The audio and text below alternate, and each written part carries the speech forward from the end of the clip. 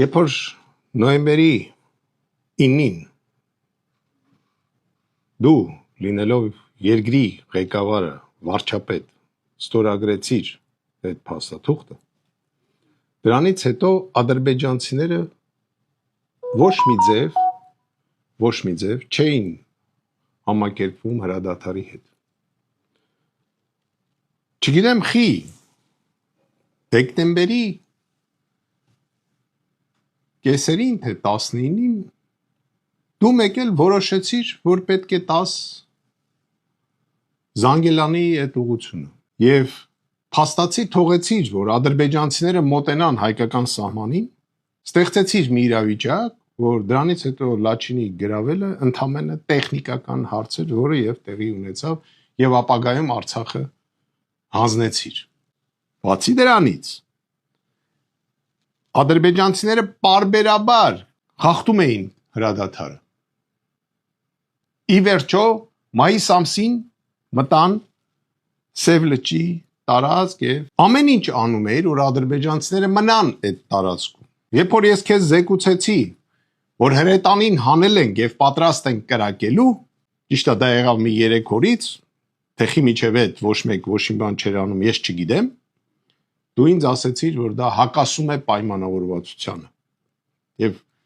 հրաման տվեցիր դադարեցնել, որի արդյունքում մենք տեսանք, որ թուրքերը մնացին Սև լճի տարածքում եւ միայն դու ես։ Ես շատ բաներ չեմ հրապարակում, ասեմ ձեզ, որովհետեւ այդ գաղտնիք է, որոշ բաներ գաղտնի են։ Ես հրապարակում եմ այն, ինչ որ կամ տեսել են ադրբեջանցիները, կամ կարելի է խոսել։ Ի նկատի ունեմ քարտեզները, որ հիմա կտեսնեք։ Դա գաղտնիք չի կարա լինի։ Որովհետև այդ փաստաթուղթերը քննարկվել է ադրբեջանցիների հետ։ Եվ թուրքերը մնացին Սև լճում։ Չնայած նրան, որ ես ամեն կերպ ճնշումներով, կրակելով դու ինձ դադարեցնում, կանգնեցնում էիր, որ թուրքերին հետ մղենք։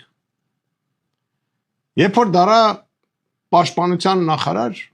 ես քեզ պարբերաբար զեկուցում էի, որ մեր զինվորներին խփում են, սպանում են, վիրավորում են։ Ես սպանվածների անունները չեմ ուզում հրապարակել, չեմ ուզում ցավ պատճառեմ այդ ընտանիքներին։ Բայց վիրավորինը հրապարակում եմ, նայեք, Արցախում վիրավորված զինվորը, բայց դու ինձ հրաման ես տալի չկրակել։ Դրանից հետո սկսվեց Նախճիվանյան, այսպես ասեմ, էպոպեան։ Մենք Երասխի ուղղությամբ մոտ 900 մետր գտնվում էինք Նախճիվանի տարածքում, ըստ քեզ, այդ տարածքը խիչ եք հանձնում, ես դրան հակասեցի եւ շարունակեցի կռիվը, ես ասեցի, եթե իրանք պետք է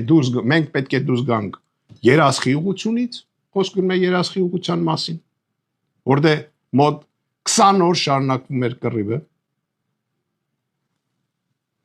ասեցի, եթե դուրս պետք է գամ հետ, թող իրենք էլ դուրս գան Բիչենեկից։ Դու էլի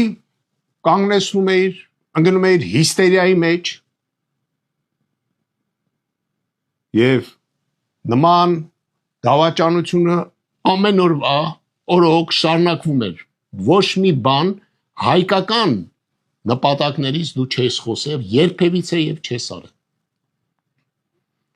Երկու ասֆալտ ես փռել գյուղերում,